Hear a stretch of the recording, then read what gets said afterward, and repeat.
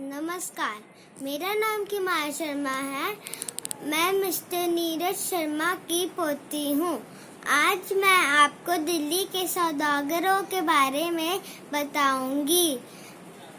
पहला, रंगीले चंगीले गोलियां चूरन वाली।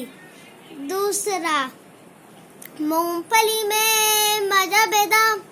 तीसरा, लैला की उंगलियां मजनू की पसलियां, आने की दो दो ले लो जी ककड़ियां।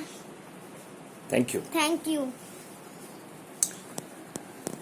दोस्तों, ये छोटी सी बच्ची जो आपको ये बता रही है सौदागरों के बारे में, इसके पीछे मेरा उद्देश्य यही है कि मैं दिल्ली के उन सौदागरों के बारे में सबको बताऊं जो हमारी यंग जनरेशन है, हमारे बच्चे हैं, और वो जानें और समझें कि दिल्ली में सौदागर दिल्ली के गली कूचों में, बाजारों में कैसे आते थे, किस तरह अपना सामान बेचा करते थे। मैं इस बच्चे को सिखा रहा हूं ताकि इस एकेडमिक ईयर में ये अपने स्कूल में एक प्रोग्राम पेश कर सके। आप लोग भी देखिए, आनंद लीजिए और जानिए। ये जो बच्ची ने बोला कि लैला की उंगलियां मजनू की पसलियां, आने की दो दो जी ले लो ककड़ियां। पुरानी दिल्ली में हमारे घर के पास बाजार सीताराम था, जहां पर सब्जियां मिला करती थी। बहुत सारी दूसरी दुकानें भी थी, परचून की दुकानें भी थी जिन्हें ग्रोसरी शॉप कहते हैं, और भी बहुत कुछ था।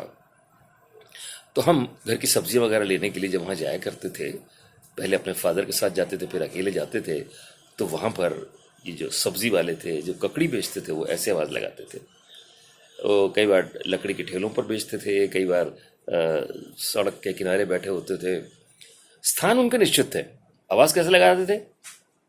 लैला की उंगलियां मजनू की पसलियां, आने की दो दो ले लो जी ककड़ियां।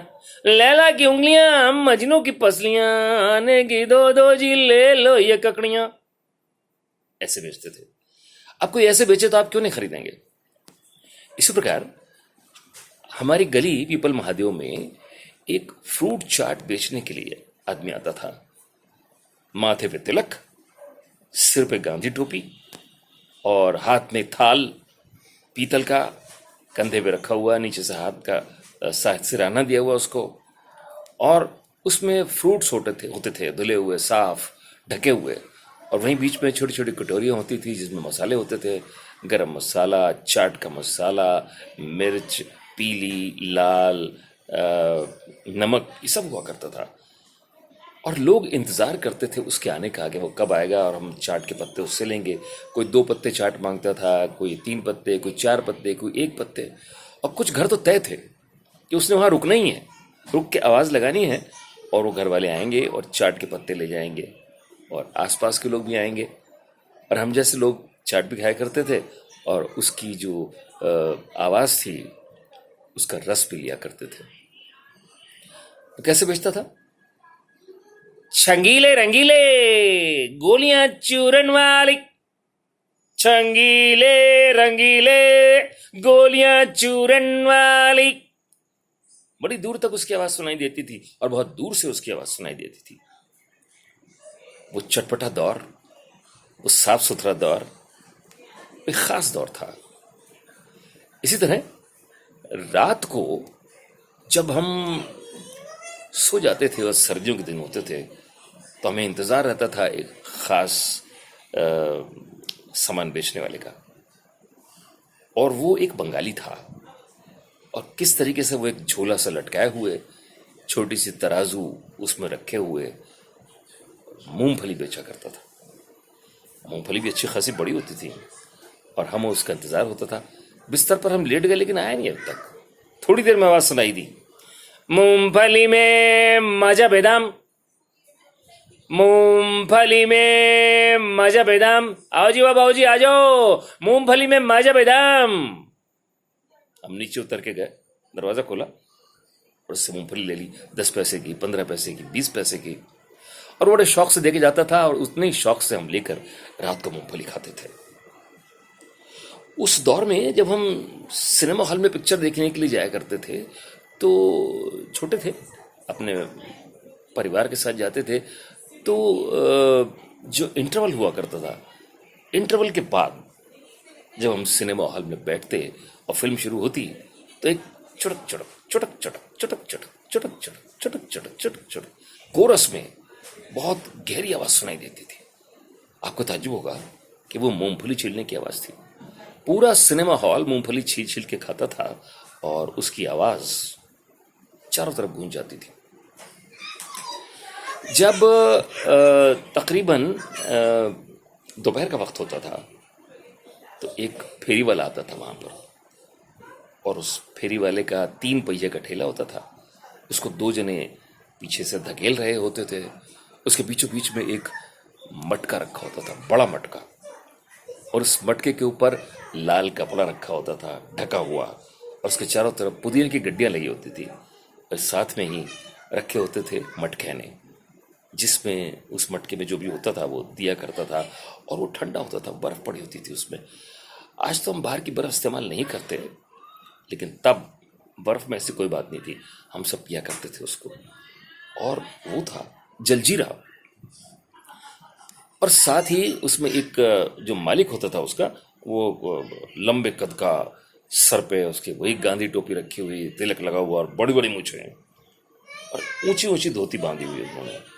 और वो कैसे बेचते थे जलजीरे को?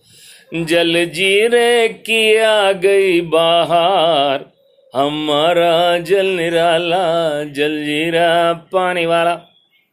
और जलजीरे की आ गई बाहर, हमारा जल निराला, जलजीरा पानी वाला। ये बात सुनकर खींचे चले आते थे लोग, हम भी, और जलजीरा लेकर कभी बड़ा बर्तन ले गए, उसमें डलवा लिया, कभी मटकैने में ले लिया और पी लिया।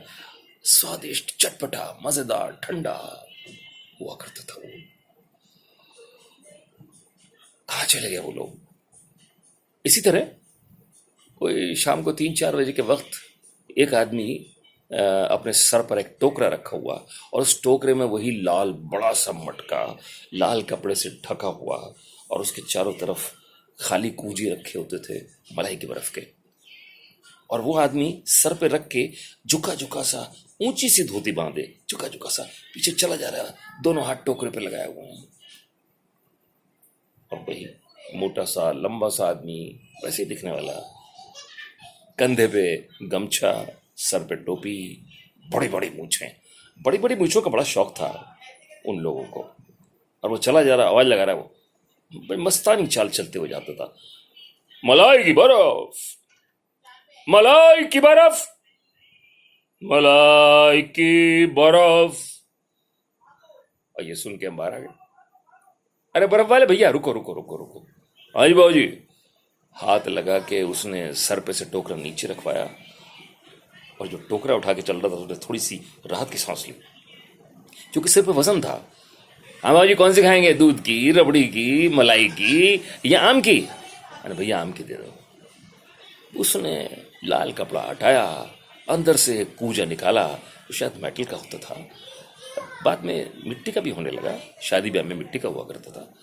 और वो कूंजे में से उसने उसके ढक्कन के चारों तरफ लगे हुए आटे को हटाया, जो गीला आटा चिपकाया जाता था, अंदर बर्फ होती थी, शोरा होता था, यानी नमक, और वो जमी रहती थी अंदर।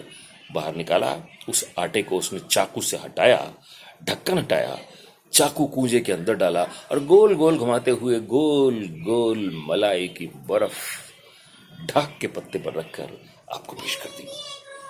ढाक का पत्ता बहुत चला करता था, आजकल तो दिखाई नहीं देता। ढाक के पत्ते को साफ करके रखते थे, और साथ में छिली हुई बांस की चमची हुआ करती थी, वो उसमें लगा के हमको दे देते, और हम बड़े मजे से खाते थे, और लोग भी खाते थे, और खड़े खड़े देखते रहते थे। फिर उसने वही टोकरा उठाया, सर पर रखा और चल दिया, और आगे आगे वही आदमी, मलाई की बर्फ, मलाई की बर्फ। आज हम ढूंढते हैं उन लोगों को। मलाई की बर्फ तो है, लेकिन वो स्टाइल नहीं है, वो स्वाद नहीं है, वो जो एक खातिर हुआ करती थी वो नहीं है। Today is missing that everything, that very thing is missing today. दोस्तों, और भी बहुत सारे सौदागर हैं, लंबा ना हो जाए ये, इसलिए मैं इसके दूसरे पार्ट में आपको दूसरे सौदागरों के विषय में बताऊंगा। बहुत दिलचस्प है ये सब कुछ, तो इंतजार कीजिए। Thank you very much.